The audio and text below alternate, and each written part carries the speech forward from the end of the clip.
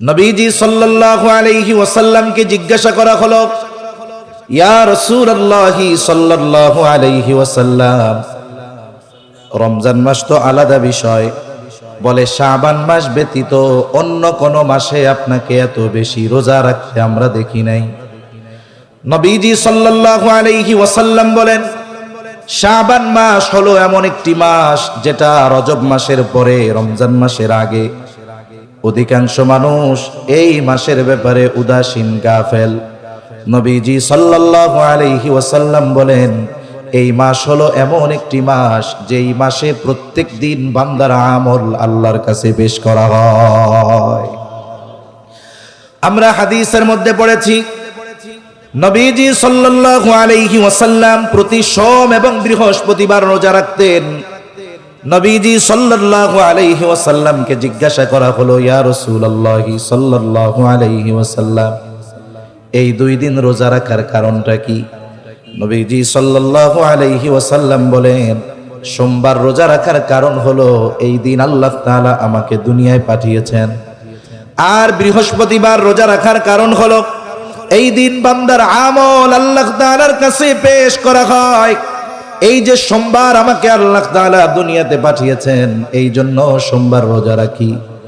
আর বৃহস্পতিবার আল্লাহর কাছে বান্দার আমল পেশ করা হয়, এই জন্য রোজা রাখি। কারণ আমি চাই আমার আমল এমত অবস্থায় আল্লাহর কাছে পেশ করা হোক যে আমি থাকি রোজাদার। কিন্তু শাবান মাসের ব্যাপারে নবীজি বলেন, এই দিন সোম আর বৃহস্পতি আর অন্য কোনো বার নাই। শাবান মাসের প্রত্যেক দিন বান্দার আমল পেশ করা হয় কার কাছে? নবীজি সাল্লাল্লাহু আলাইহি ওয়াসাল্লাম বলেন, আমি এটা পছন্দ করি যে আমার আমল আল্লাহ তাআলার কাছে পেশ করা হবে আর আমি থাকবো রোজাদার। এই জন্য নবীজি সাল্লাল্লাহু আলাইহি ওয়াসাল্লাম শাবান মাসে বেশি বেশি রোজা রাখতেন। আমাদেরও প্রস্তুতিটা এমন হবে, আপনি সারা বছর রোজা রাখেন না, হঠাৎ করে যদি রমজানের 1 তারিখ থেকে রোজা রাখা শুরু করেন, প্রথম 8-10 দিন খুব কষ্ট হয়ে যায়, ঠিক কিনা গণ? এবাদুল্লাহ মসজিদের মধ্যে আইসা শুয়া গড়াগড়ি করে জোহরের পরে, কয় কি হয়েছে? কয় রোজা ধরছে। রোজা আবার ধরে কেমনে? তার মানে এইরকম একটা অভ্যাস তো সব সময় নাই, গোটা 11 মাস একটা নির্দিষ্ট হিসাব অনুযায়ী চলছে। আমাদের যে পাকস্থলী আছে, ওইটা আমরা যেই টাইমে প্রতিদিন খাবার খাই ওই টাইমে ও হা করে থাকে। এখন রোজার মাসে তো সকালে 9টায় নাস্তা করেন না, দুপুর 2টায় তো আপনি দুপুরের খানা খান না। এইবার ও হা করে থাকে, কিন্তু খানা যখন দেন না তখন কি হয়? তখন ওই হা করলে খিদা লাগে। আমাদেরও পাকস্থলীর মুখ হা করছে। এখন এই যে ওর ওই অভ্যাস পরিবর্তন করতে, তার মানে ওই যে সকাল বেলায় দুপুর বেলায় হা করে থাকতো খাওয়ার টাইম, এখন তো খাবার দেন ভোর রাত্রে আর দেন ইফতারের সময়, মাগরিবের আজানের পরে। এই দুই সময়ের সাথে অ্যাডজাস্ট হইতে পাকস্থলীর সময় লাগে যায় 8-10 দিন। অথচ কি হয়, আমাদের এই 8-10 দিন অভ্যাস পরিবর্তন করতে গিয়ে এই কয়েকদিনের রোজা, নামাজ, তারাবিতে আমরা মজা পাই না। এখন আপনি যদি আগের থেকে অভ্যাস করে ফেলেন, তাহলে কি হবে? রোজার শুরু থেকে নিয়েই আপনি রোজার মজা অনুভব করতে পারবেন। তা রাসূলুল্লাহ সাল্লাল্লাহু আলাইহি ওয়াসাল্লাম এই মাসে বেশি বেশি রোজা রাখতেন। আবার দেখুন, যেই শিরোনামে মাহফিল শবে বরাত উপলক্ষে, আমাদের দেশে কিছু ভাই আছে এই শব্দটা শুনলেই তাদের কেমন যেন চুলকায়, আছে না নাই? প্রথমেই তারা বলবে শবে বরাত এটা হাদিসে নাই, আমরাও কই হাদিসে নাই। তবে এটা একটা পরিভাষা, অনেক মানুষ জানে না। এটারে আবার বলে কি, এটা হলো শবে বরাত হলো ভাগ্য রজনী। না না, এটা একটা ফার্সি শব্দ। যেমন আমরা বলি নামাজ, রোজা, এই শব্দগুলো কি আরবিতে আসেনি? এটা ফার্সি শব্দ। নামাজ কোরআনে আছে হলো সালাত, রোজা কোরআনে আছে সিয়াম। শবে বরাত এটা একটা ফার্সি শব্দ, দুইটা শব্দের সমন্বয় একটা বাক্য। সব মানে রাত, বারাত মানে বরাত মানে ভাগ্য না। আমাদের দেশে আমরা কই না আমার বরাত খারাপ রে, এই বরাত আর এই বারাত এক না তো। এই বারাত অর্থ হলো মুক্তি, তার মানে মুক্তির রজনী। কিসের রজনী? জোরে বলেন। শবে বরাত এটা হলো মুক্তির রজনী। কেন? এই রজনীতে আল্লাহ সুবহানাহু ওয়া তাআলা ক্ষমার ঘোষণা দিয়েছেন স্পেশাল ভাবে। মনে রাখতে হবে, শবে বরাতকে কেন্দ্র করে অনেক মানুষ উল্টাপাল্টা করে, এটা আমরা মানি। বলেন তো, একটা বিষয় হলো বিলাইতে মাছ খায় বিধায় আপনি কি মাছ খাওয়াই বাদ দিয়ে দিবেন? মাথা ব্যথা হইছে এজন্য কি মাথা কাইটা ফেলবেন? না, আপনাকে যতটুকু বাস্তবতা কোরআন সুন্নায় আছে এটুকু মানতে হবে। শবে বরাত তথা হাদিসের পরিভাষায় হলো লাইলাতুন নিসফি মিন শাবান। শবে বরাতের হাদিসের পরিভাষায় নাম কি? লাইলাতুন নিসফি মিন শাবান, শাবানের মধ্যবর্তী রাত। আমি মূলত এই কথা বলবো এই বয়ান করার নিয়তে আয়াতও পড়ি নাই, কোনো হাদিসও পড়ি নাই। তবে এখানে আসার পরে যখন শিরোনামটা দেখলাম মনে চাইলো একটু বলি, জানার দরকার। তাল হাদিসের ভাষায় হলো লাইলাতুন নিসফি মিন শাবান, শাবানের মধ্যবর্তী রাত। এটা কয় তারিখ? বলে 14 তারিখ দিবাগত রাত।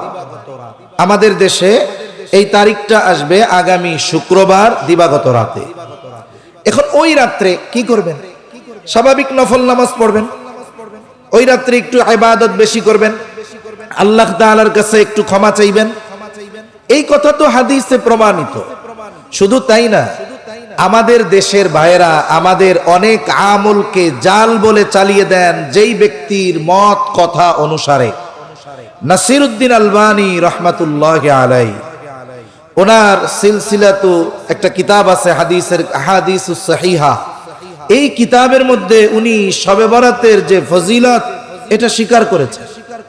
শবে বরাতের ফজিলতের কথা কমপক্ষে 8 জন সাহাবী থেকে সহিহ সনদে আসছে।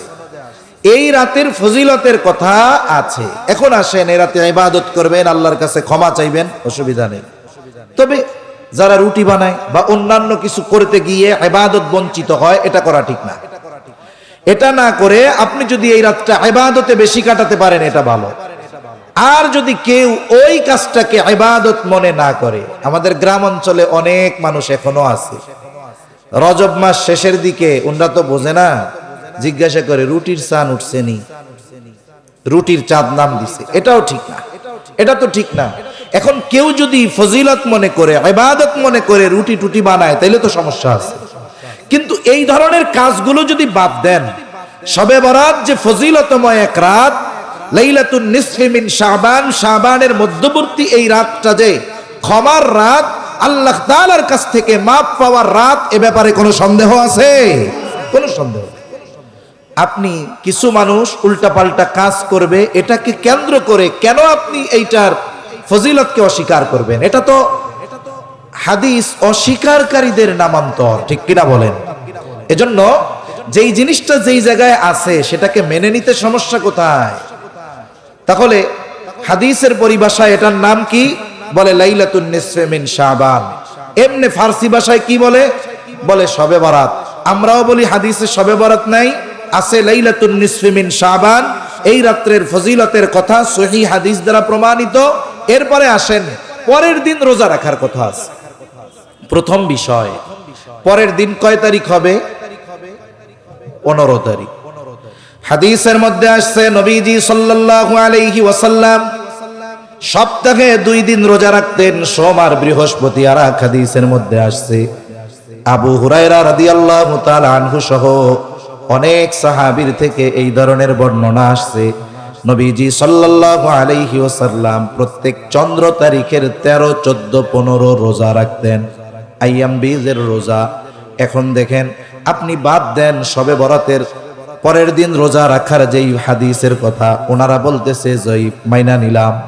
কিন্তু বলেন তো, প্রতি চন্দ্র মাসের 13, 14, 15 এই 3 দিন রোজা রাখার হাদিস অবশ্যই সহিহ। তাহলে আপনি যদি ওই যে বিড়ালে মাছ খাইছে এই চিন্তা করে যদি মাছ রে নিজের উপরে হারাম বানায় নেন, তাইলে তো সেই ইহুদিদের মতো কাজ হবে। ইহুদিরা অনেক আল্লাহ প্রদত্ত নেয়ামত নিজেরা নিজেদের উপরে জোর করে হারাম বানাইতো। তা 15 তারিখ রোজা রাখা তো হাদিস থেকে প্রমাণিত, আপনি ওইটা বাদ দেন, ওই হাদিস বাদ দেন। বুঝলাম আপনি মানবেন না, কিন্তু 15 তারিখ রোজা রাখা এটা তো হাদিসের সহিহ হাদিস দ্বারা প্রমাণিত আছে, ঠিক কিনা বলেন? এখন শবে বরাতের উপরে রাগ হইয়া আপনি পরের দিন রোজা রাখা যদি বাদ দেন, এটা কি ঠিক হবে? আপনি এমনি আমল করেন, ওইটার বর্ণনা দুর্বল মানলাম, কিন্তু 13, 14, 15 হাদিস এটা তো সবল। তার মানে আপনি রোজা রাখেন, এর দ্বারা কি হলো? শবে বরাতের নিয়তেও রাখার দরকার নাই, আইয়াম বীজের নিয়তে হইলেও আপনি রাখেন। এখন মূল কথা হলো যেটা, কিছু ভাই এই সময়গুলোতে আসলে খালি সাধারণ মানুষের মধ্যে ওয়াসওয়াসা ঢুকায়া দেয়, এজন্যই দুঃখ লাগে বেশি। অথচ এই বিষয়গুলো একটা সমাধানকৃত বিষয়, হাজার হাজার বছর ধরে সমাধান হয়ে আসছে। এই সমাধান করা বিষয়গুলোকে নিয়ে শুধু শুধু উস্কাইয়া দেওয়ার কি দরকার? এরপরে কি হবে?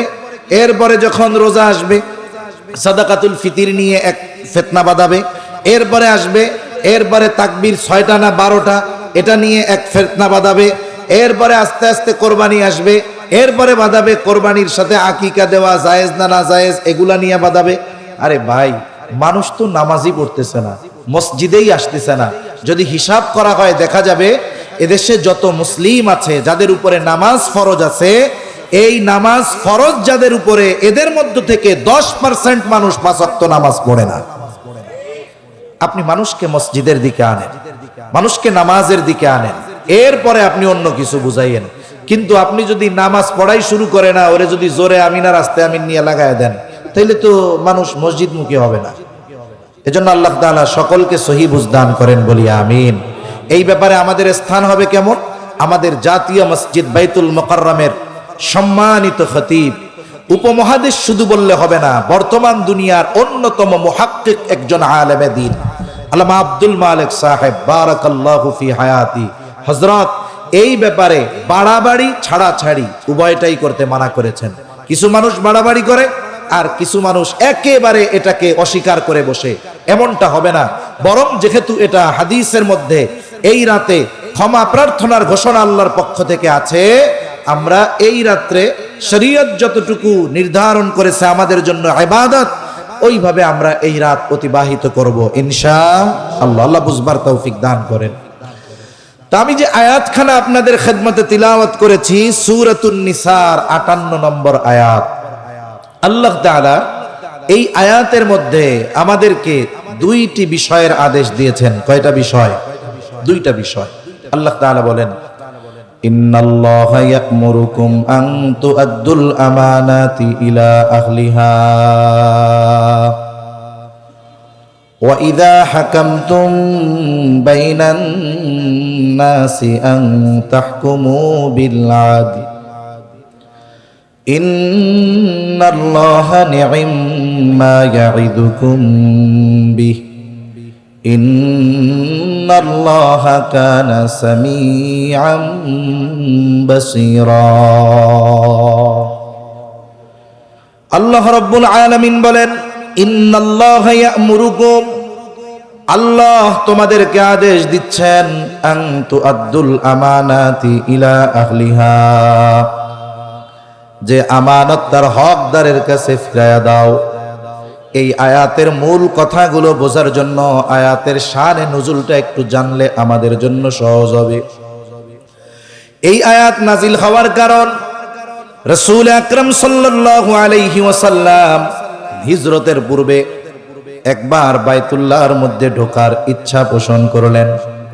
কয়েক ধরনের বর্ণনা পাওয়া যায়, আমি একটা বলতেছি আপনাদের। সময় মানুষের কাছে 2টা দায়িত্ব ছিল সবচাইতে সম্মানের।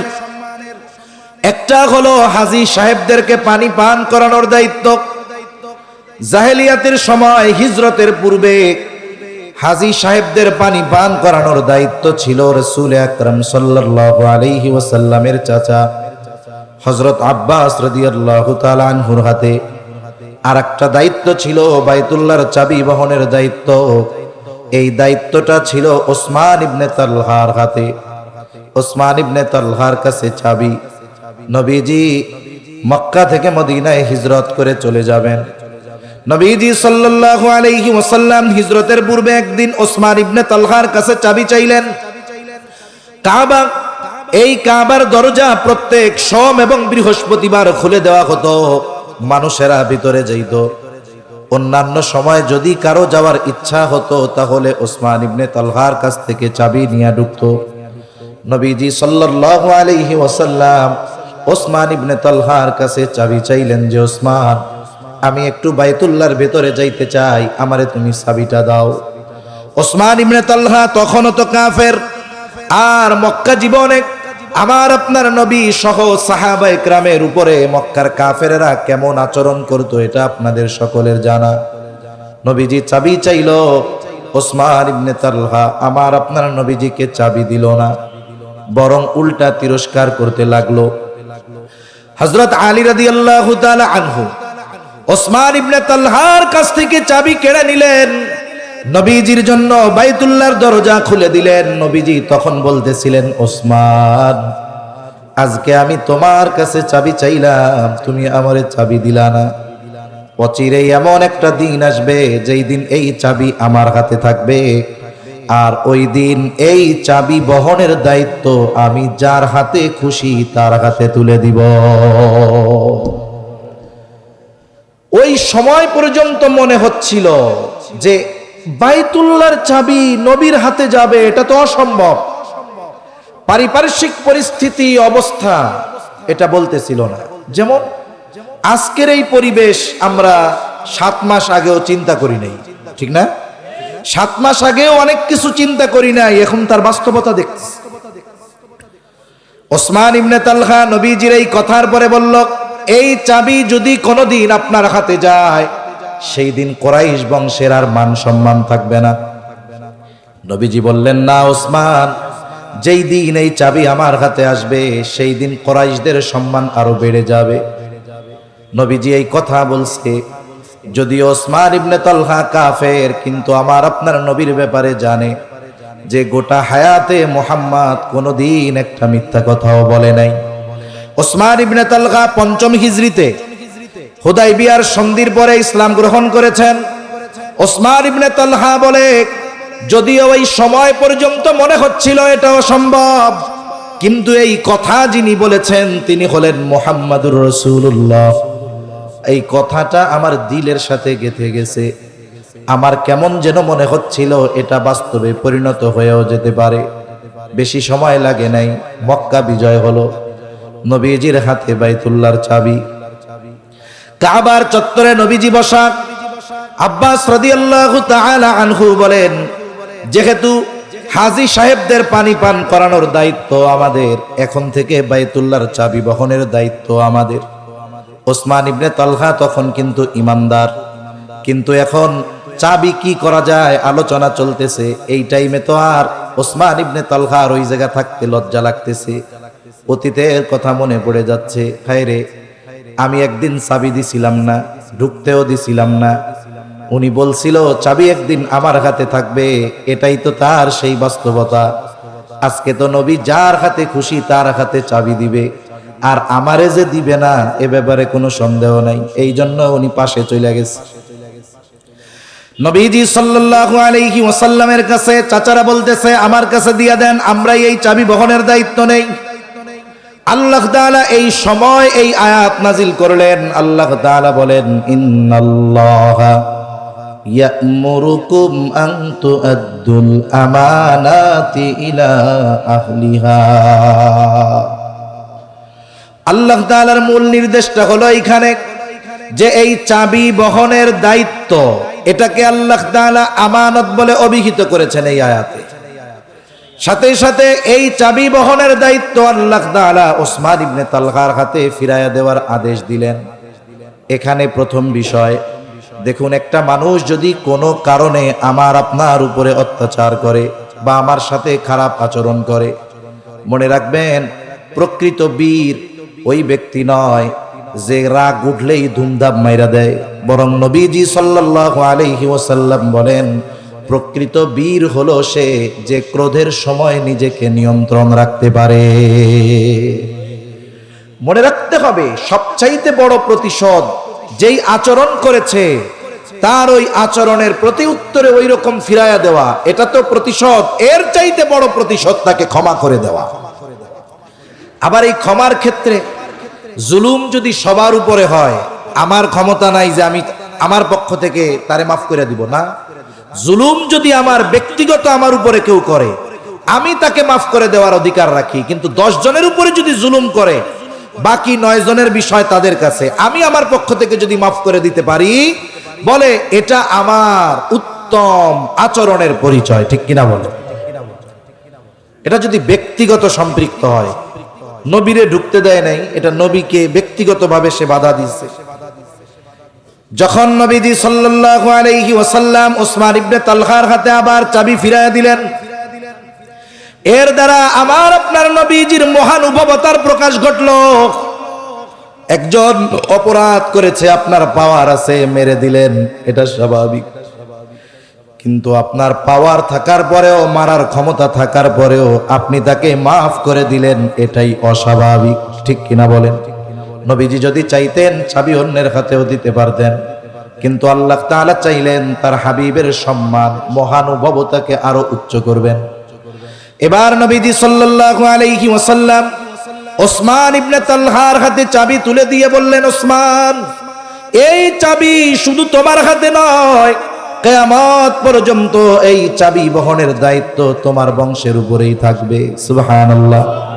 এবার আসেন আয়াতের মধ্যে যাই। অনেকগুলো গুরুত্বপূর্ণ বিষয় আছে, আমরা দুইটা জিনিস খেয়াল রাখি।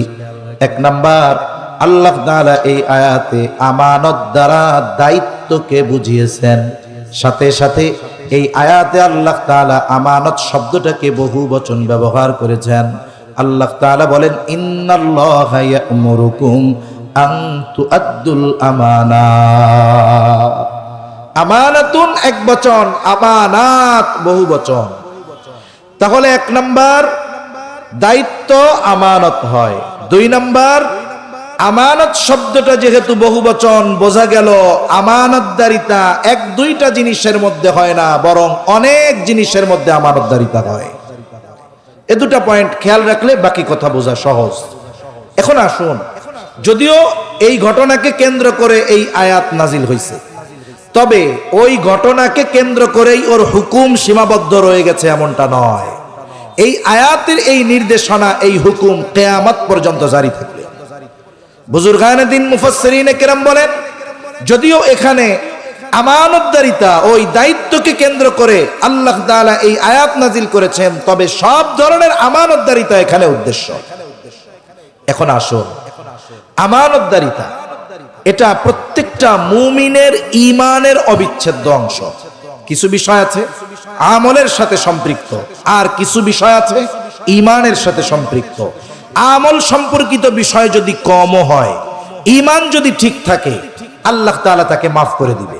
কিন্তু যদি ঈমান সম্পৃক্ত বিষয়ের মধ্যে ত্রুটি বিচ্যুতি থেকে যায়, তাহলে তার আমল নষ্ট হয়ে যাওয়ার সম্ভাবনা রয়েছে। এজন্য নবীজি সাল্লাল্লাহু আলাইহি ওয়াসাল্লাম বলেন, আখলিস দীনাকা ইয়াকফিকাল আমালুল কলিল। নবীজি সাল্লাল্লাহু আলাইহি ওয়াসাল্লাম বলেন, তোমার ঈমান খাঁটি করো, অল্প আমল নাজাতের জন্য যথেষ্ট হয়ে যাবে। আমরা মুমিন, আমরা যদি আমাদের ঈমানকে পরিপূর্ণ খাঁটি করতে চাই, যেই গুণাবলীগুলো আমাদের অর্জন করা দরকার, তার মধ্যে অন্যতম গুণ হলো আমানতদারিতা। এজন্য রাসূলুল্লাহ সাল্লাল্লাহু আলাইহি ওয়াসাল্লাম আমানতদারিতাকে মুমিনের ভূষণ বলে অভিহিত করেছেন।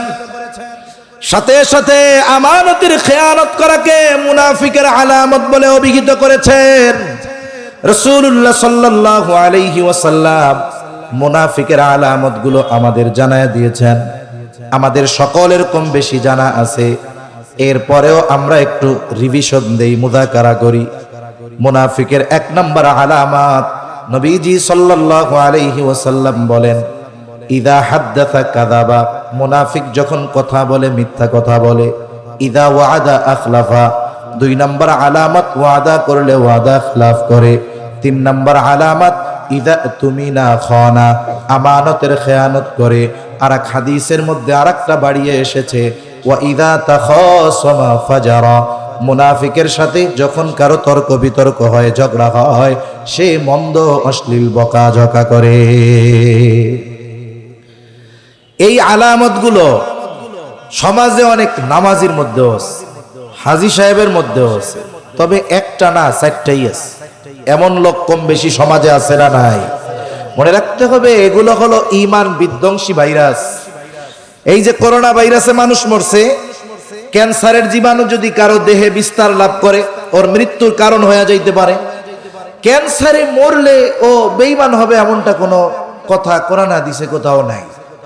কিন্তু এই মুনাফিকের আলামত, এই ভাইরাসগুলো যদি কারো জীবনে বিস্তার লাভ করে, এগুলো তার জীবন ধ্বংস করবে না হয়তো, কিন্তু ঈমান ধ্বংস করে ফেলতে পারে। এজন্য এগুলো আমাদের মধ্যে থাকলে আমরা বাইর করে ফেলবো কোন ইনশাআল্লাহ। ওই যে দেখেন না, অনেকে কম্পিউটারে কাজ করে, ডিস্টার্ব দেয়, কেন কি হয়েছে, ভাইরাস ধরছে, ভাইরাস। এজন্য কি দেয়, অ্যান্টিভাইরাস দেয়। ক্ষেত্রে ভাইরাসে কি করে, বলে ফাইল খেয়া দেয়। কম্পিউটারের ভাইরাস, মোবাইলের ভাইরাস ফাইল খেয়া দেয়। আর মুনাফিকের আলামত এই ভাইরাস মুমিনের ঈমান খেয়া দেয়। এর মধ্যে একটা হলো ইদা তুমিনা খানা, আমানতের খেয়ানত করা। এটাও মুনাফিকের অন্যতম এক আলামত। নবীজি সাল্লাল্লাহু আলাইহি ওয়াসাল্লাম আমাদেরকে সুন্দরভাবে মুনাফিকের আলামতগুলো জানায় দিয়েছেন। আর মুনাফিক এটা তো কাফেরের চাইতেও জঘন্য। এজন্য আল্লাহ তাআলা বলেন, ইন্নাল মুনাফিকিনা ফিদ দারকিল আসফালি মিনান নার ওয়া লান তাজিদা লাহুম নাসীরা। মুনাফিকের স্থান হবে জাহান্নামের একেবারে তলদেশে, তার জন্য কোনো সাহায্যকারী নাই। তাহলে মুনাফিকের অন্যতম আলামত ইদা তুমিনা খানা, আমানতের খেয়ানত করা। আর মুমিনের ঈমানের অবিচ্ছেদ্য অংশ হলো আমানতের হেফাজত করা।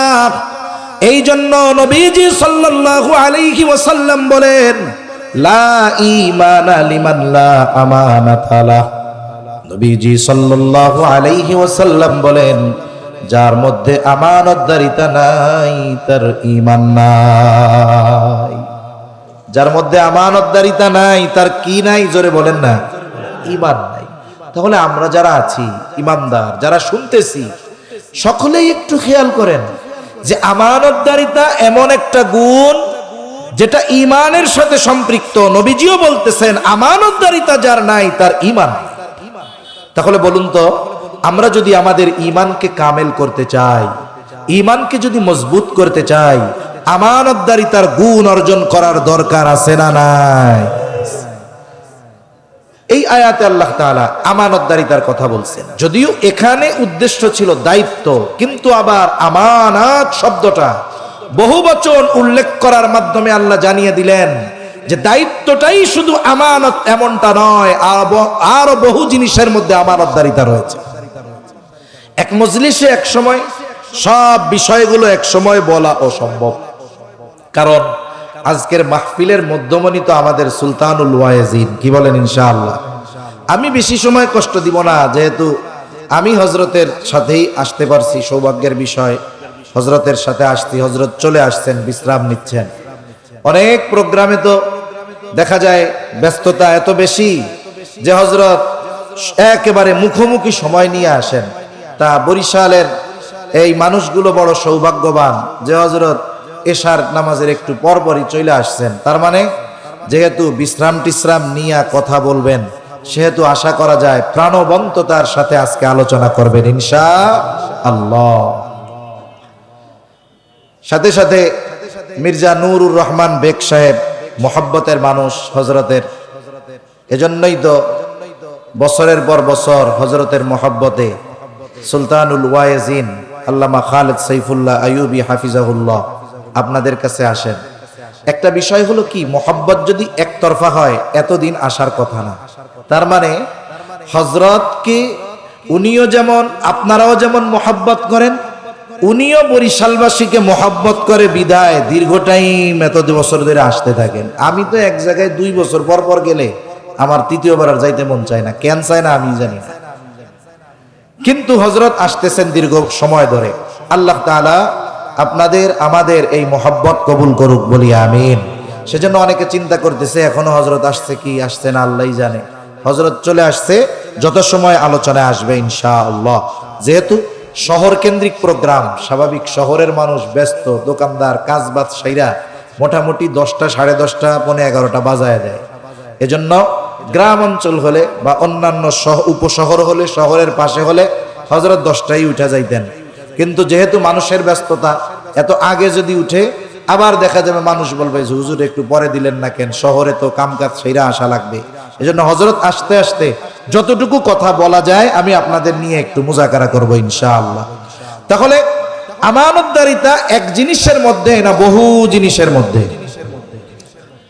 এক নাম্বার কয়েকটা বিষয় আমরা জানি। এক নাম্বার, আমানতদারিতা হয় লেনদেনের মধ্যে, আদান প্রদানের মধ্যে। আমানতদারিতা লেনদেন আদান প্রদানের মধ্যে আছে, কিন্তু আফসোসের বিষয় অনেকে এই সহজ বিষয়টা নিয়েও সতর্ক থাকে না। আমানত যে লেনদেনের মধ্যে, এটা কম বেশি সবাই জানে। একজন আমার কাছে কোনো কিছু আমানত রেখেছে, বলে যিনি আমানত রেখেছেন তিনি যদি ভুলেও যান, তার ওই আমানতের বস্তু তার কাছে ফিরিয়ে দেওয়ার দায়িত্ব আল্লাহ তাআলা আমাকে দিয়েছে। একজনেরটা আমার কাছে আছে কিন্তু তার মনে নাই, না থাক তাতে কি, দায়িত্ব হলো আমি নিজ দায়িত্বে তার হক তার কাছে পৌঁছায়া দিব। এটা আমানতের বস্তু হোক আর স্বাভাবিক যে কোনো জামানত হোক বা হক সম্পৃক্ত যে কোনো কিছু হোক, সেটা আমানত হতে পারে, সেটা স্বাভাবিক হক হতে পারে, এমনি টাকা পয়সা জমা হতে পারে, ধন সম্পদ হতে পারে, জমি জাতি হতে পারে, দোকানে ক্রয় বিক্রয়ের সময় টাকা পয়সার লেনদেন হতে পারে। যেমন ব্যবসায়ী ভাইরা তো অনেক আছে। এখানে আমার আগে বরিশালের কৃতি সন্তান আব্দুল্লাহ মাহমুদি হাফিজাউল্লাহ একটা হাদিস বলতেছিলেন যে সত্যবাদী আমানতদার ব্যবসায়ী নবী, রাসূল, শহীদ, সিদ্দিক, নেককার বান্দাদের সাথে অবস্থান করবে। এই লেনদেনের মধ্যে তো আমানতদারিতা আছে।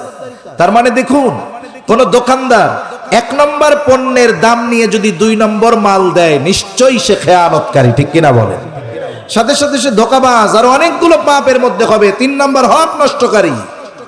এজন্য ব্যবসায়ী ভাইরা, এত সহজ একটা হাদিস যে সত্যবাদী আমানতদার ব্যবসায়ী নবীর সাথে থাকবে, সিদ্দিকদের সাথে থাকবে, শহীদদের সাথে থাকবে, নেককার বান্দাদের সাথে থাকবে। ব্যবসা কইরা এই ফ্যাসিলিটি পাওয়া যাবে, তাহলে বুঝতে হবে এই ব্যবসা আমানতদারিতার সাথে করতে হবে, ঠিক কিনা বলেন? বেশি নিয়ে কম দেওয়া যাবে না, 2 নম্বরটার দাম নিয়ে 3 নম্বরটা দেওয়া যাবে না, 1 নম্বরটার দাম নিয়ে 2 নম্বরটা দেওয়া যাবে না। এগুলো যেই ব্যবসায়ী করবে সেই ব্যবসায়ী খেয়ানতকারী, ঠিক কিনা বলেন? এভাবে প্রত্যেকটা ক্ষেত্রে লেনদেনের মধ্যে আমাদেরকে আমানতদার হতে হবে। প্রত্যেকটা ক্ষেত্রে আমানতদারিতা লেনদেনের মধ্যে, এই বিষয়টা নিয়ে লম্বা কথা আমি বলবো না, কম বেশি আমাদের সবার জানা আছে। কমপক্ষে এতটুকু চিন্তা আমি আপনি আপনার মাথায় রাখবো, এই দুনিয়া ছেড়ে আমাদের চলে যেতেই হবে। আমার একটু আমল কম হয় হোক, কিন্তু এমনটা যেন না হয় কিয়ামতের দিন কোন বান্দা আল্লাহর সামনে আমার ব্যাপারে অভিযোগ দাঁড় করায়া দেয় যে আল্লাহ, দুনিয়ায় এই ব্যক্তি আমার হক নষ্ট করেছিল। এই জন্য রাসূলুল্লাহ সাল্লাল্লাহু আলাইহি ওয়াসাল্লাম ওফাতের বেশ কয়েকদিন আগে সাহাবায়ে কেরামকে একত্রিত করে বলেছিলেন, তোমরা যদি আমার কাছে কেউ কোনো কিছু পাওনা থাকো চেয়ে নাও। কারণ কি? কারণ নবীজি এটা পছন্দ করতেন না কেউ কারো ওনার কাছে কেউ কোনো কিছু পাওনা থাকবে আর এই অবস্থায় তিনি আল্লাহ তাআলার সাথে মিলিত হবে। আমরাও এই জিনিসটা আমাদের জন্য বেছে নিব যে এই দুনিয়া থেকে যাওয়ার সময় কোন মানুষ যেন আমার কাছে কোনো কিছু পাওনা না থাকে। দেখুন হাদিসের মধ্যে আসছে, নবীজি সাল্লাল্লাহু আলাইহি ওয়াসাল্লাম বলেন, ওই দিন আসার আগে তোমরা সতর্ক হয়ে যাও, যেই দিন আল্লাহ তাআলা বাদী বিবাদীর মধ্যে ফয়সালা করে দিবেন, কিয়ামতের দিন। নবীজি সাল্লাল্লাহু আলাইহি ওয়াসাল্লাম বলেন, দুনিয়াতে কেউ যদি অন্যায়ভাবে কাউকে কথার মাধ্যমেও একটা কষ্ট দিয়ে থাকো, ক্ষমা চেয়ে নাও। কেন? বলেন আল্লাহ তাআলা কিয়ামতের দিন এই আচরণের বিষয়টাকেও আল্লাহ তাআলা বিচার করবে। এজন্য আমি আপনি যদি আচরণের দ্বারাও কাউরে কষ্ট দিয়া থাকি, আমাদের মাপ চেয়ে নেওয়া দরকার, যেন কিয়ামতে সেই কথা না বলতে পারে, আল্লাহ দুনিয়ায় আমার সাথে সে আমার এই আচরণগত হক নষ্ট করেছিল, এটা যেন না করি। কারণ কি? রাসূলুল্লাহ সাল্লাল্লাহু আলাইহি ওয়াসাল্লাম বলেন, কিয়ামতের দিন সবচাইতে নিঃস্ব হবে ওই ব্যক্তি যার নামাজ, রোজা, হজ, যাকাত, ইবাদতের অভাব নাই, কিন্তু সে দুনিয়ায় মানুষের হক নষ্ট করত। এই বান্দার হক নষ্ট করে নেওয়ালা ব্যক্তি কিয়ামতের দিন সবচাইতে নিঃস্ব হবে। এজন্য অর্থ সম্পদ এগুলার ব্যাপারে তো নাই, বরং আচরণের মাধ্যমেও যেন আমার উপরে আমি যেন কারো হক নষ্ট না করি, এ ব্যাপারে সচেষ্ট থাকবো ইনশাআল্লাহ। তাহলে প্রথমে বলতেছিলাম লেনদেন সংক্রান্ত বিষয়। আমার কাছে যদি কেউ কোনো হক পাওনা থাকে আমি দিয়ে দিব। ব্যবসার ক্ষেত্রে কেমন হবে, যে ওনার কাছ থেকে 1 নাম্বারটার দাম নিছি, আমি 1 নাম্বার পণ্যটাই দিব। যদি না দেই তাহলে 1 নাম্বার কি হবে, বলে খেয়ানত করা হবে। 2 নাম্বার ধোঁকা দেওয়া হবে। নবীজি বলেন মান গাশশানা ফালাইসা মিন্না, যে আমাদের ধোঁকা দেয় সে আমাদের দলভুক্ত নয়। 3 নাম্বার কি হবে, বলে বান্দার হক নষ্ট করা হবে। এই যে বড় বড় অন্যায়গুলো হয়, এই অন্যায়গুলো থেকে যদি ব্যবসায়ী ব্যবসা করতে পারে তাহলে আমানতদার ব্যবসায়ী, সত্যবাদী ব্যবসায়ী, সাথে সাথে নবী, শহীদ, সিদ্দিক, নেককার বান্দাদের সাথে সে অবস্থান করতে পারবে। তাহলে 1 নাম্বার আমানতদারিতা হয় লেনদেনের মধ্যে, আমরা লেনদেন সংক্রান্ত বিষয়ে আমানতদার হব। 2 নাম্বার কথাও হয় আমানাত। নবীজি সাল্লাল্লাহু আলাইহি ওয়াসাল্লাম বলেন ইদা হাদ্দাসার রাজুলু সুম্মা ইলতাফাতা ফাহিয়া আমানাতুন। নবীজি সাল্লাল্লাহু আলাইহি ওয়াসাল্লাম বলেন যখন কোনো মানুষ কথা বলে আর এদিকে সেদিকে তাকায়, ফাহিয়া আমানাতুন, ওই কথাটা যার কাছে বলে এই কথাটা তার কাছে আমানত হয়ে যায়। আমাদের অভ্যাসের পরিপূর্ণ ব্যতিক্রম। এমনিতে যেমন তেমন, যদি কেউ কোনো কথা বলার পরে বলে হুজুর আপনার কাছে বললাম, খবরদার আর কারোর কাছে কইেন না, এই কথা যদি মানুষে জানে আমার মান সম্মান থাকবে না। আপনারে বিশ্বাস করি হুজুর, এই জন্য আপনার কাছে কইলাম। এখন ওই ব্যক্তি কেমন যেন নিজের পায়ে নিজে কুড়াল মেরা দিল। এখন কি হবে, আমাদের অভ্যাস যেটা, আমারে দিয়েই উদাহরণ দিচ্ছে।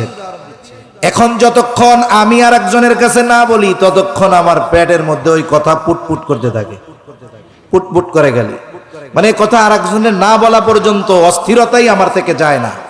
এটা আমাদের একটা বদ অভ্যাস। অনেক মানুষের অনেক কথা আছে, যেই কথাগুলো সে নির্দিষ্ট কিছু মানুষের কাছে বিশ্বাস করে বলে, সবার কাছে বলতে পারে না।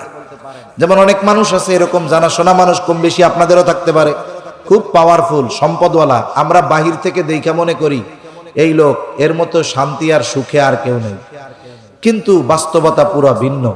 সে বাহিরে যেমন তেমন সুখের ভাব টাপ দেখায়, ঘরের মধ্যে অবস্থা অন্যরকম। কিরকম, বলে তার স্ত্রী কথা শুনে না, মাঝে মধ্যে একেবারে ছেলে মেয়ে বউ দুইরা ওরে একসাথে পিটানি দেয়।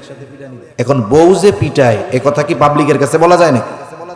এখন এটা কত দুঃখের বিষয়। এটা আইসা বলবে কার কাছে, যাকে বিশ্বাস করে তার কাছে। এখন আইসা কি বলবে, ভাই আপনারা তো আমারে খুব বাহিরে ভালোই দেখেন, মনে করেন খুব সুখ শান্তিতে আছি, আমার তো জীবনের আসল কথা জানেন না। আপনার একটু কেউ শুনে নাকি, ডানে বামে তাকায় আর কি। এরকম কেন তাকায়? কারণ সে তাকায় তার এই কথা যেন অন্য কেউ না শুনে, তাকে যেন কেউ না দেখে। এই যে দেখেন ডানে বামে তাকায় বলা শুরু করছে, দুঃখের কথা কইেন না, আজকে সকালবেলাও বউ আমার পিটানি দিছে। আপনারা তো দেখেন আমি কত বীর পুরুষ।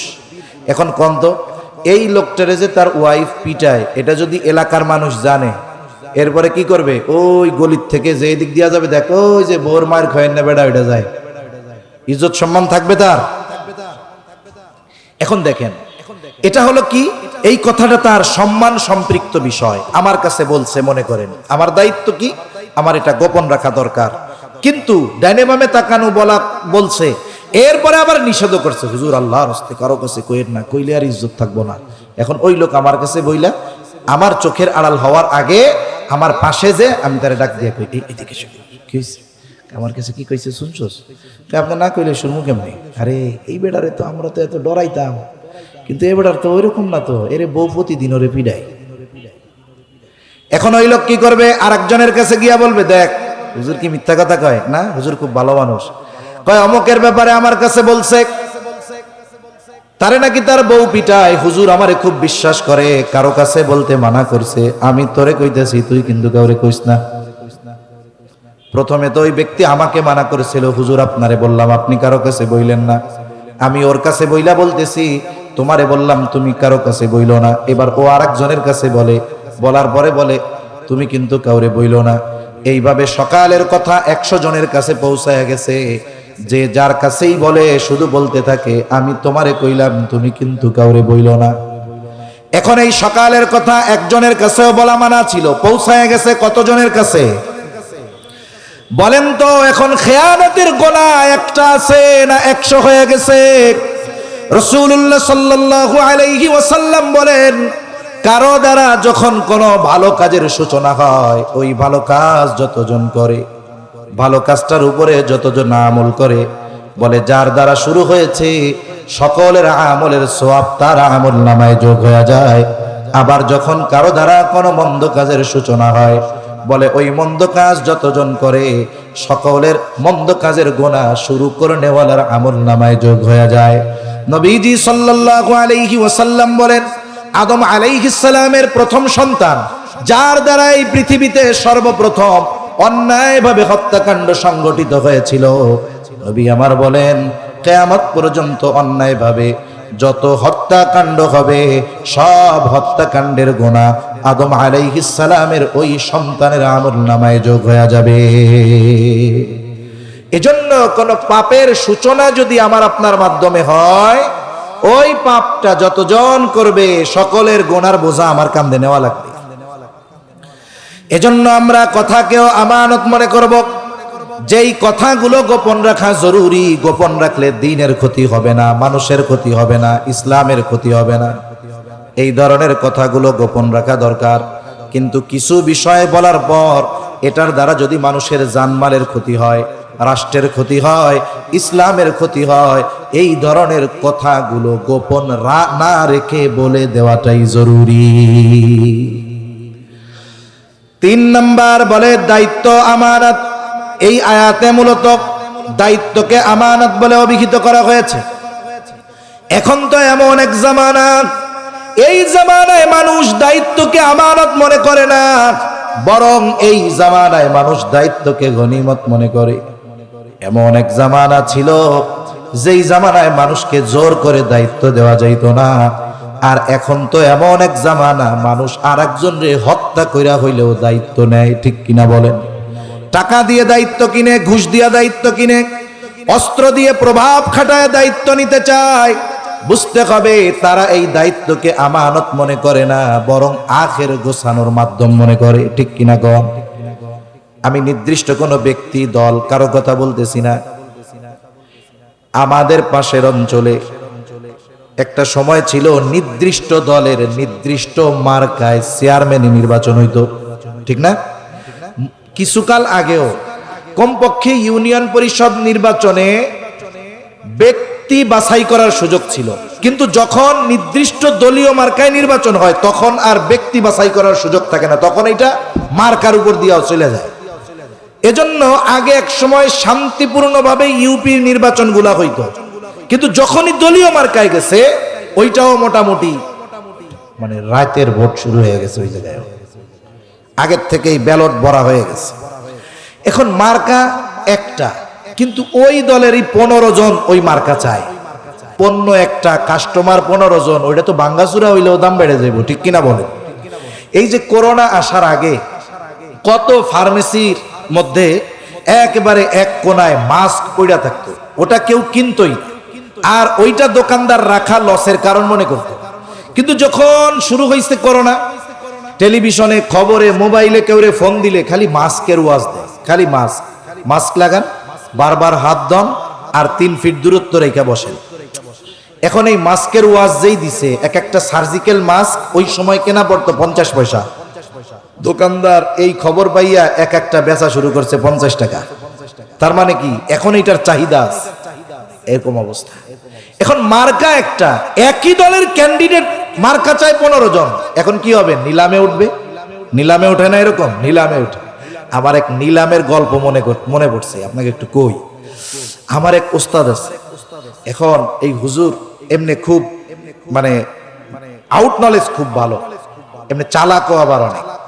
এখন উনি বাজারে গেছে, প্রত্যেক অঞ্চলে গ্রামের বাজারগুলোর মধ্যে যখন ভালো মাছ উঠে দেখবেন কিছু সুদখোর আছে, ঘুষখোর আছে, লুঙ্গি পাছার দিক দিয়ে খানিক উপরে উঠাইয়া মাছ কতরে এমন এক দাম কইয়া বাদায় রাখবে, অন্য কাউরে আর কিনতে দিবে না। এরকম আল্লাহর বান্দা আছে না? এখন মনে করেন হুজুরের বাড়িতে আসবে মেহমান, এখন দেশি কিছু মাছ, ওই জিয়াল মাছ, দেশি কই মাছ, পুঁটি মাছ, তারপরে বাইন মাছ, এগুলো দেশি মাছ, খুব মজা, বিলের মাছ এখন উঠছে ঈদের সময়, এগুলার চাহিদা তো বেশি। ঈদের সময় আবার সবাই যায় বাড়ি, এমনি সময়ও চাহিদা, ওই সময় চাহিদা আরো বেশি। এখন একজন লোক দামাদামি করতে গিয়া এমন এক জায়গায় বাধায় রাখছে, উনি আর দাম ছাড়েও না, অন্য কাউরা বলতেও পারে না, কারণ রফা দফা না হইলে তো আর এই জায়গায় প্রস্তাব দেওয়া যাবে না। বিয়ের ক্ষেত্রেও এরকম, একজনের সাথে যখন আর একজনের কথাবার্তা চলতেছে, ওই জায়গায় হুট করে যায় প্রস্তাব দেওয়া আল্লাহ রসুল নিষেধ করছে। আগে একজনের সাথে দফা রফা হোক। এখন উনি কেনেও না ছাড়েও, তা দামাদামি করতে গেছে, আমার হুজুর দেখা উনিও এটার দাম বলতেছে। এখন যখন কথা বলছে এলাকার মানুষ, হেডা মওলা, ওই মিয়া হুজুর দেখেন না দাম কইতাছি, আপনি বাধায় রাখছেন কেন? হয়তো নেন, নাহলে ছেড়ে দেন, আমরা দাম বলে ওর সাথে নিয়ে যাই। কয় টাকা আছে কিনবেন? কয় টাকা আছে আপনার? হুজুরের সাথে দিছে লাগাইয়া। হুজুরে ও চালাক, কয় যা হয় আল্লাহ রাখছে কপালে। এবার মাছ উঠে গেছে নিলামে। হুজুর বলতেছে 700-800 টাকার মাছ হবে। উনি কয় কত টাকা আছে আপনার? হুজুরকে আমি 1000 টাকা দিব। 1000? আমি 1200 টাকা দিব। হুজুরকে আমি 1300 দিব। উনি কয় আমি 2000 দিব। কইতে কইতে 6-7 হাজার টাকা দাম উঠছে। হুজুর কয় আর বাড়ানো যাবে না, কইলে নিয়ে নেন। এখন মানুষ জমে গেছে না, এখন তো ইজ্জত পাংচার হয়ে যাবে, এটা নিতেই হবে, না নিলে উপায় আছে? 800 টাকার মাছ 6 না 7 হাজার টাকা দিয়া কিনছে। কেনার পরে ওই বেটা চলে গেছে, কয় হুজুর খাড়ান, মাছ আরো আছে, আপনার কেনা লাগবো না, হাদিয়া দিতেছি, নিয়ে যান। এজন্য মার্কা যখন একটা, লোক যখন 15 জন, এইবার তো নিলামে ওটা শুরু হয়ে গেছে। উনার ব্যাপারে আমি জানছি, আমি চিনি তো লোকটারে, 3 কোটি টাকার উপরে ঘুষ দিছে শুধু মার্কা নেওয়ার জন্য। কয় কোটি? জোরে বলেন না, কয় কোটি? আরে ভাই, এই 1 কোটি 2 কোটি 5 কোটি 100 কোটি এগুলো পানি ভাত আমাগো কাছে নাই, তাতে কি? শুনতে শুনতে মনে হয় এগুলো কোনো ব্যাপারই না। এগুলো কি না? যে দেশ থেকে বলে 1 লক্ষ কোটি টাকা এক কোম্পানি দুর্নীতি করে সাইজ করে দেয়, সে দেশে 1 2 4 5 কোটি টাকা কোনো টাকা হইল? এখন দেখেন, ওই যে করোনার সময় আর এক গল্প বলি, কষ্ট হইতেছে না তো আপনাদের? শুনেন, শিক্ষণীয় বিষয় আছে, গল্প শুধু মজায় নেওয়া যাবে না, কথার মধ্যে থেকে মূল বিষয়টা বুঝতে হবে। দেখেন, ইংল্যান্ডের প্রধানমন্ত্রী জেমস ক্যামেরন না কি নাম ওনার, ইংল্যান্ডের প্রধানমন্ত্রী, উনি করোনাকালীন সময় একবার খবরের মধ্যে দেখলাম, উনি বলতেছে যে আমি প্রধানমন্ত্রীর দায়িত্ব ছেড়ে দিব। কেন? বলে এই দায়িত্ব পালন করতে গিয়ে আমার সংসার চালাইতে কষ্ট হইতেছে। লোকটা হলো ব্যবসায়ী, তা কি করবেন? বলে আমি আমার ব্যবসায় সময় দিব যাতে আমার পরিবার আমি ভালোভাবে চালাইতে পারি। উনি কি বলেন তো, ইংল্যান্ডের কি ছিলেন? প্রধানমন্ত্রী। আচ্ছা, এই খবর দেখে আমি মনে মনে চিন্তা করি, তোর কপাল বড় পোড়া রে, তুই কেন ইংল্যান্ডে জন্ম নিলি? কোনো মতে কষ্ট মষ্ট করে যদি তোর জন্মটা বাংলাদেশে হইতো, কোনো মতে তুই যদি 5 বছর মেম্বার থাকতে পারতি, তুই তো বেটা ইংল্যান্ডে 5টা বাড়ি কিনতে পারতি আজকে। ঠিক কিনা বলেন? আর যদি কোনো মতে এমপি মন্ত্রী হইতে পারে, তাইলে ওরে আর পায় কে? 250 বাড়ি থাকতো তোর ইংল্যান্ডে। তোর বেটা মইরা যাওয়া দরকার, আর নাহলে বাংলাদেশে এসে নাগরিকত্ব নেওয়া দরকার। অন্যান্য দেশের মানুষ প্রধানমন্ত্রীর দায়িত্ব পালন করে সংসার চালাতে পারে না, আর এদেশের এক জেলার ছাত্র নেতা সেই নাকি 1000 কোটি টাকা পাচার করে। 1000 কোটি টাকা! এটা যদি আমারে গুনতে দেয়, আয়াত শেষ হয়ে যাবে। এখন কি করছে উনি? মার্কা 3 কোটি টাকা দিয়ে মার্কা কিনছে। এখন একটা পোস্টার বানাইছে। পোস্টার বানায় না নির্বাচনে? কি লেখা থাকে? আসন্ন এত নং ইউনিয়ন পরিষদ নির্বাচনে চেয়ারম্যান পদপ্রার্থী হিসাবে অমুক ভাইকে তমুক মার্কায় ভোট দিয়ে অত্র ইউনিয়নের জনগণের সেবা করার সুযোগ দিন। ওনারা যদি জিজ্ঞাসা করেন, ভাই চেয়ারম্যান কেন হবেন? বলে জনগণের সেবা করতে চাই। ওনারে তো তাহলে বলা যায়, বাস্তবেই যদি আপনি জনগণের সেবা করতে চান, আপনার তো চেয়ারম্যান হওয়া লাগে না, কারণ যেই লোক মার্কাই 3 কোটি টাকা দিয়ে কিনতে পারে, তার জনগণের সেবা করার জন্য চেয়ারম্যান হওয়া লাগে না। তার মানে এই চেয়ারম্যানের মধ্যে কিছু মধু আছে। ঠিক কিনা বলেন? চেয়ারম্যানের মধ্যে মধু আছে। এদেশে দেখেন, যখনই এদেশের মানুষ যেখানেই হোক মুসিবতে পতিত হয়, এই যে সম্প্রতি সময় বড় বন্যা গেছে, নোয়াখালী, ফেনী, কুমিল্লা, আলহামদুলিল্লাহ বড় বড় অনেক সংগঠন মানবতার সেবায় কাজ করছে। আমাদের আজকের মাহফিলের প্রধান অতিথি যিনি, আল্লামা খালেদ সাইফুল্লাহ আইয়ুবী সাহেব, হযরতের একটা সামাজিক সংগঠনও আছে, ইমদাদুল আবেদিন ফাউন্ডেশন। আমরা এই ফাউন্ডেশনের তত্ত্বাবধানে বেশ কয়েকবার, আমি নিজে গেছি 2 বার, হযরতও বেশ কয়েকবার গেছে। আমরা প্রত্যন্ত অঞ্চলে মানুষের কাছে সেবা সামগ্রী পৌঁছানোর সর্বোচ্চ প্রচেষ্টা করেছি। অন্যান্যদেরটা হাইলাইট হলেও হযরতেরটার বিষয় ছিল একটু অন্যরকম, যে একেবারে খুঁজে খুঁজে খুঁজে খুঁজে গিয়ে গিয়ে আমরা মানুষের কাছে পৌঁছিয়ে ওগুলো আমরা দিয়েছি। কারণ হযরতের মুহিব্বিন অনেক, তারা হযরতকে সঠিক তথ্য দিতে পেরেছে বিধায় প্রকৃত হকদারদের কাছে আমরা পৌঁছাইতে পেরেছি। আমাদের একটা কাফেলা এক নৌকা ত্রাণ নিয়ে গেছে, বলে 3 ঘন্টা নৌকা চালানো লাগছে ওর মধ্যে, এরপরে ওই এলাকায় গেছে। আমরা শুরুর দিকে যাই নাই, গেছি মাঝামাঝি সময়ের দিকে। ওই সময় ওই জায়গায় যাওয়ার পরে যেই ভাইরা গেছে তারা বলতেছে যে হুজুর, এই যে এতদিন পার হয়ে গেল, প্রায় 2 সপ্তাহ অধিক হয়ে গেছে, কেউ আমাদের কাছে এই পর্যন্ত আসে নাই, আপনারাই প্রথম আসছেন। তা একটা জিনিস দেখেন, মানুষ যদি মানুষের সেবা করতে চায়, চেয়ারম্যান হওয়া লাগে, মেম্বার হওয়া লাগে। আল্লাহ যদি এবিলিটি দেয় এটা দ্বারা সম্ভব, কিন্তু দায়িত্ব কেন নিতে চায়? কারণ দায়িত্বের মধ্যে মজা আছে, ঠিক কিনা বলেন? ইমাম আজম আবু হানিফা রহমাতুল্লাহি আলাইহি, খলিফা মনসুর ইমাম আবু হানিফা রহমাতুল্লাহি আলাইহিকে প্রধান বিচারকের দায়িত্ব নেওয়ার জন্য বললেন। ইমাম আবু হানিফা রহমাতুল্লাহি আলাইহি এই প্রস্তাব ফিরিয়ে দিলেন যে না, আমি দায়িত্ব নিতে পারবো না। খলিফা সবার সামনে এত বড় প্রস্তাব দিয়েছে যে প্রধান বিচারকের দায়িত্ব নিতে হবে। মানুষ তো বড় বড় পদ চায়। আমার দেশ একটা পত্রিকা আছে, ওই পত্রিকায় একটা খবর একদিন দেখতেছিলাম, হাইকোর্টের 4 জন অথবা 5 জন বিচারকের ছবি দেওয়া। শিরোনাম হলো প্রত্যেকটা বিচারকের পদোন্নতি হয়েছে অবিচার করার মাধ্যমে। হিসাব ছিল কি, সুবিচার করলে পদোন্নতি হবে, আর প্রত্যেকটা অবিচার কইরা পদোন্নতি পেয়েছে। কি কইরা পদোন্নতি পেয়েছে? অবিচার করে পদোন্নতি পেয়েছে। ইমাম আবু হানিফা রহমাতুল্লাহি আলাইহি সাথে সাথে প্রস্তাব ফিরায় দিলেন না, আমি এই দায়িত্ব নিতে পারবো না। খলিফা প্রচন্ড রাগান্বিত হলেন, তার হাতে চাবুক দিয়ে ইমাম আবু হানিফার গায়ে একটা বাড়ি মেরা দিল। প্রচন্ড রাগ, ইজ্জতে লাগছে, ইগোতে আঘাত লেগেছে, আত্মমর্যাদায় আঘাত লাগছে যে আমি খলিফা, আমি প্রস্তাব দিয়েছি, আমার প্রস্তাব মুখের উপরে ফিরাইয়া দিল। খলিফা মনসুর রাজপ্রাসাদে ফিরে গেলেন। খলিফা মনসুরের চাচা বলে, মনসুর, কাজটা তুমি ভালো করো নাই, ইমাম আবু হানিফার গায়ে আঘাত করেছো, তুমি তার কাছে ক্ষমা চাও। যখন বাড়ি মারছে তখন তো ছিল রাগান্বিত অবস্থায়, আর এখন তো রাগ নাই। কারণ মানুষ যখন রাগান্বিত অবস্থায় থাকে, এমন কিছু সে করে বসতে পারে যেই করার দ্বারা, যেই বলার দ্বারা সে হয়তো পরবর্তীতে আফসোস করতে থাকে। এজন্য রাগান্বিত অবস্থায় কোনো সিদ্ধান্ত নিতে হয় না, সিদ্ধান্ত নিতে হয় ঠান্ডা মাথায়।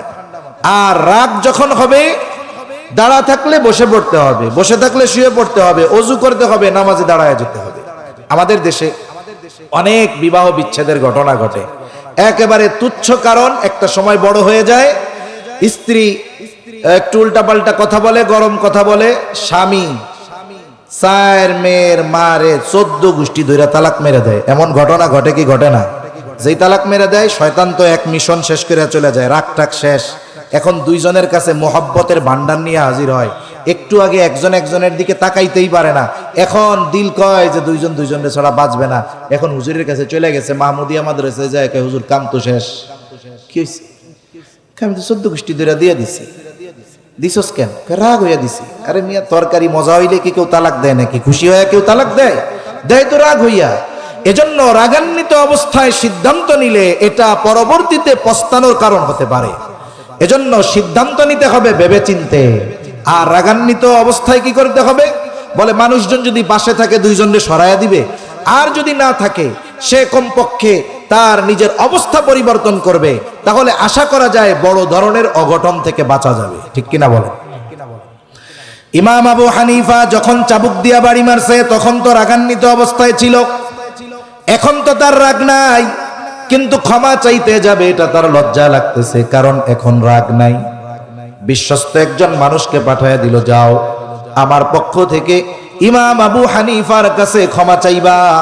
সাথে সাথে এক থলে স্বর্ণ মুদ্রা দিয়ে দিল যে এটা আমার পক্ষ থেকে ইমাম আবু হানিফার জন্য হাদিয়া জানায়া দিবা। লোকটা চলে গেল। সেও খুব চতুর মানুষ, চালাক মানুষ। গিয়া বলে, ইমাম খলিফা তার আচরণের জন্য লজ্জিত, আপনার কাছে ক্ষমা চেয়েছে, আপনি তারে ক্ষমা কইরা দেন। ইমাম আবু হানিফা নববী গুণে গুণান্বিত মানুষ, তিনি সাথে সাথে বললেন, যাও, মাফ করে দিলাম। লোকটা এবার বলে, ইমাম আবু হানিফা আপনার জন্য খলিফা এই এক থলে স্বর্ণ মুদ্রা হাদিয়া দিছে, এটা ইমাম আবু হানিফা আপনার জন্য দিয়েছে, এটা আপনি রাখেন। আর হাদিয়াটা যদি আপনি গ্রহণ করেন তবেই খলিফা সুনিশ্চিত হবে যে আপনি তাকে মাফ করে দিয়েছেন। ইমাম আবু হানিফা বলতেছে, এটা ফিরায় নিয়ে যাও। লোকটা জোরাজুরি করে। ইমাম আবু হানিফা জিজ্ঞাসা করতেছে, এই খলিফা এত স্বর্ণ মুদ্রা আমাকে হাদিয়া দিল, এটা কি ওনার ব্যক্তিগত সম্পদ নাকি? এইবার ওই লোকটা বলে, খলিফার ব্যক্তিগত সম্পদ কোথার থেকে পাবে, কোথার থেকে দিয়েছে? বলে, এটা রাষ্ট্রীয় কোষাগার থেকে দিয়েছে। বলেন তো, রাষ্ট্রের সম্পদের মালিক শাসক নাকি জনগণ? এই জন্য রাষ্ট্রের কোন সম্পদ কোন রাষ্ট্রপ্রধান নিজের ব্যক্তিগত কাজে ব্যবহার করতে পারবে না, কারণ এই রাষ্ট্রের সম্পদ হেফাজতের দায়িত্ব তাকে দেওয়া হয়েছে। এই জন্য প্রতি মাসে তাকে ভাতা দেওয়া হয়। ইমাম আবু হানিফা বলতেছে, এটা ফেরত নিয়ে যাও। লোকটা আরো জোরাজুরি করে। ইমাম আবু হানিফাকে বলতেছে, আপনি এটা রাখেন, নিজে ব্যবহার না করেন, মানুষরে সদকা করে দিয়েন। ইমাম আবু হানিফা বলতেছে, শোনো, তোমার কাছ থেকে এটা রাখবার পর আমি এটা নিজের জন্য ব্যবহার করি নাকি সদকা করে দেই সেটা বিষয় নয়, কিন্তু তোমার খলিফা এটা জানবে ইমাম আবু হানিফা আমার দেওয়া হাদিয়া গ্রহণ করেছে, এটা তো ফেরত দিবাই। সাথে সাথে তাকে বলে দিবা, রাষ্ট্রীয় এই দায়িত্ব তার কাছে আমানত, এই সম্পদ মানুষের সম্পদ, এটা হেফাজতের জন্য তাকে দেওয়া হয়েছে। আর রাষ্ট্রীয় কোনো সম্পদ ব্যক্তিগত কাজে ব্যবহার করা যাবে না, করলে সেটা খেয়ানত হবে। লোকটা গিয়া খলিফার কাছে বলছে। কিছু মানুষ আছে দেখবেন, মিথ্যা কথা এত সাজায়া গুজায়া কয় যে এর মিথ্যা কথা শুনতেও ভালো লাগে, ঠিক না? এরকম কিছু মানুষ আছে না? ওই লোকটা খুব সাজায়া গুছায়া ইমাম আবু হানিফা রহমাতুল্লাহ আলাইহির ব্যাপারে অভিযোগ দিছে। খলিফা আরো রাগ হয়ে গেছে, বাহিনী পাঠায় দিছে, যাও এত বড় স্পর্ধা, আটক করো, জেলখানার মধ্যে বড়। ইমাম আবু হানিফাকে জেলখানার মধ্যে ভরা হলো।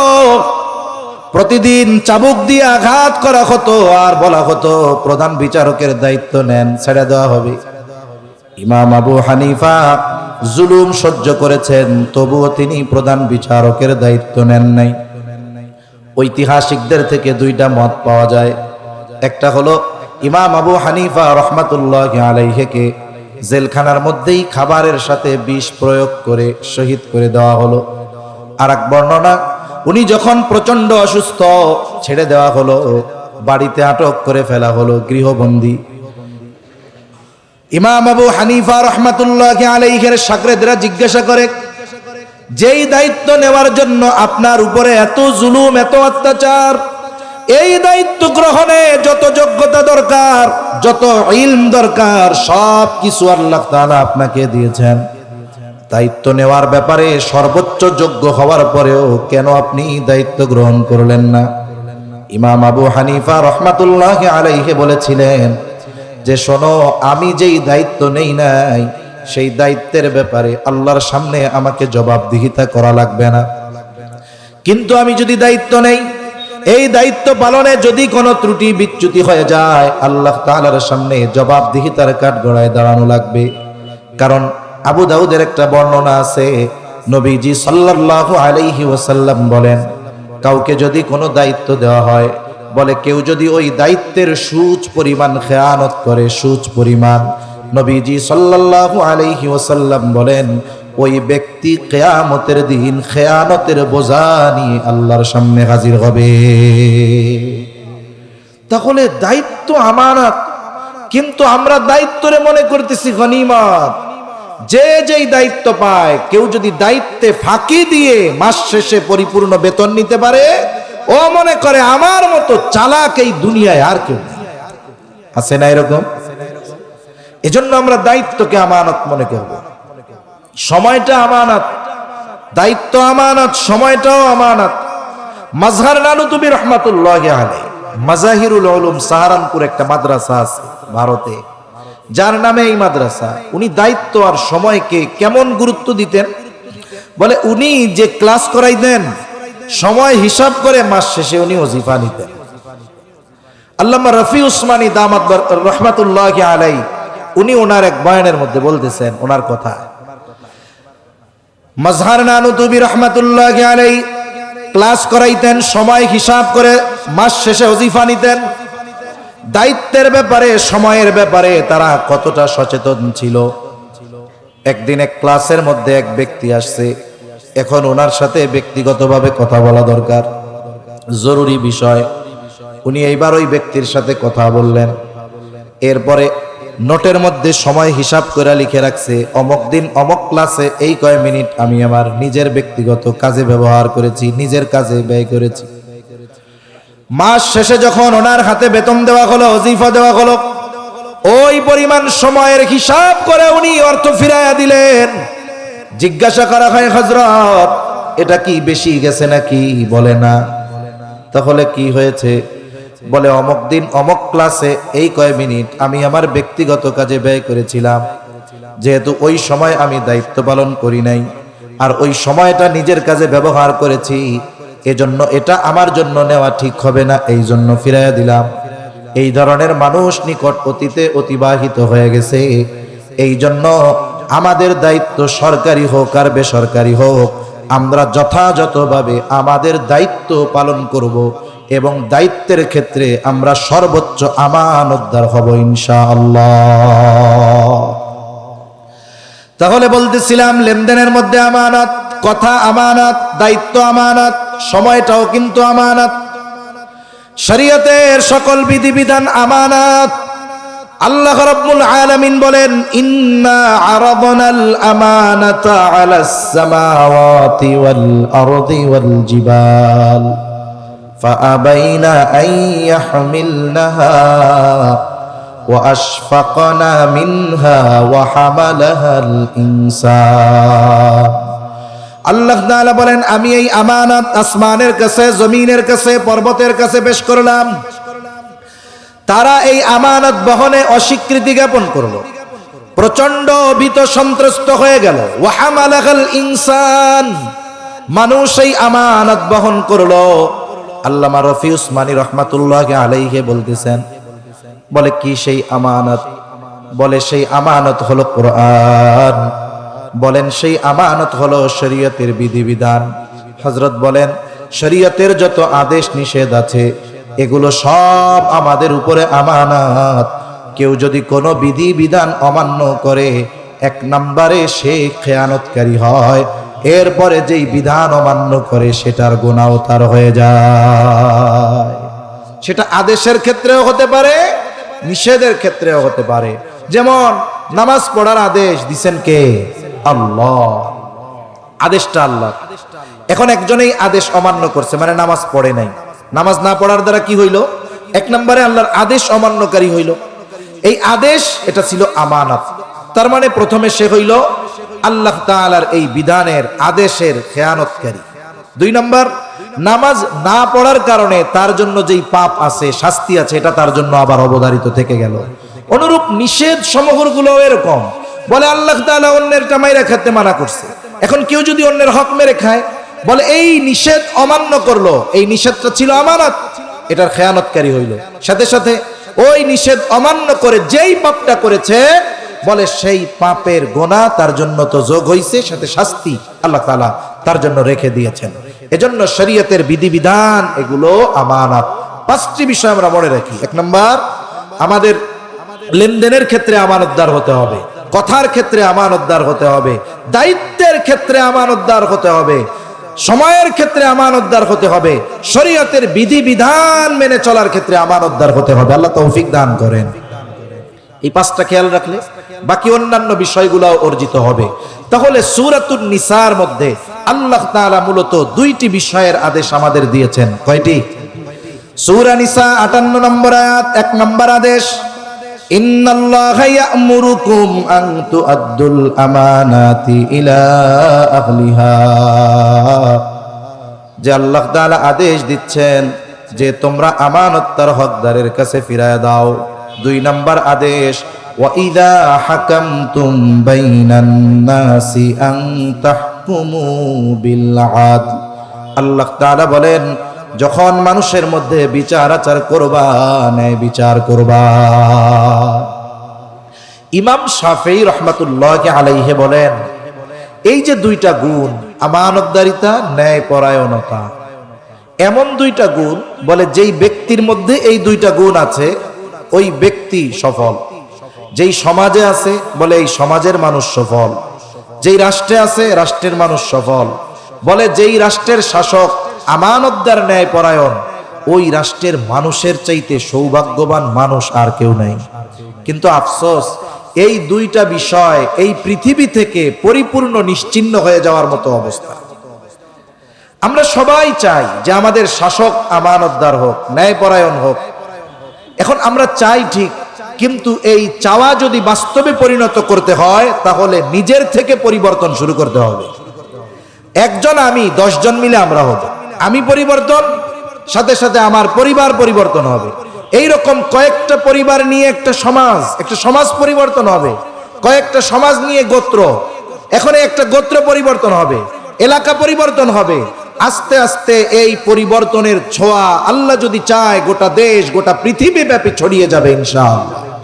সেজন্য আমরা যদি মনে করি যে কবে রাষ্ট্র পরিবর্তন হবে, শাসক পরিবর্তন হবে, ও চিন্তা বাদ দেই। আমার নিজের মধ্যে যতটুকু মেনে চলার পরিবর্তনের যোগ্যতা আমার আছে, এতটুকু যদি আমি নিজেকে পরিবর্তন না করি তাহলে তো আল্লাহর সামনে জবাবদিহিতার কাঠগড়ায় দাঁড়ানো ছাড়া উপায় থাকবে না।